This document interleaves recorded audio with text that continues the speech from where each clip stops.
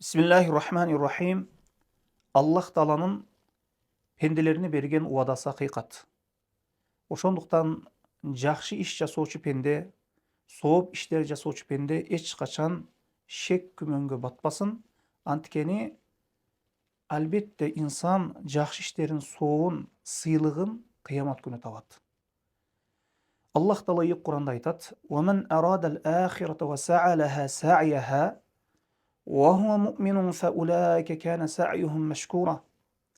Kim akıret üçün amal kılsa, kim akıretти kaalаса, жана мына ушул жолдо, акырет жолунда, дин жолунда, Кур'ан сүннөт жолунда аракет кылган болсо, ал муъмин, жана алардын аракеттерин текке кетирбейбиз, жана алардын аракеттерин кабыл кылабыз дейт Аллах Таала.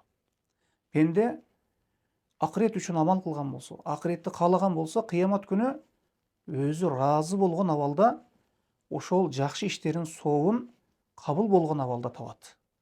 Мына ошондуктан Аллах Таала шексиз пенденин кыпынчалык кылган жакшылыгын кыямат күнү келтирет.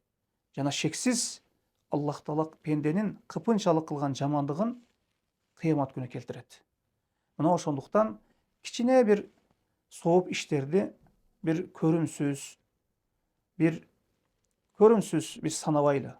Ошондуктан Аллахтын алдында эң негизги нерсе пенденин ыхлас кылуусу, ыхластуу болуусу. Аллаху а'лам.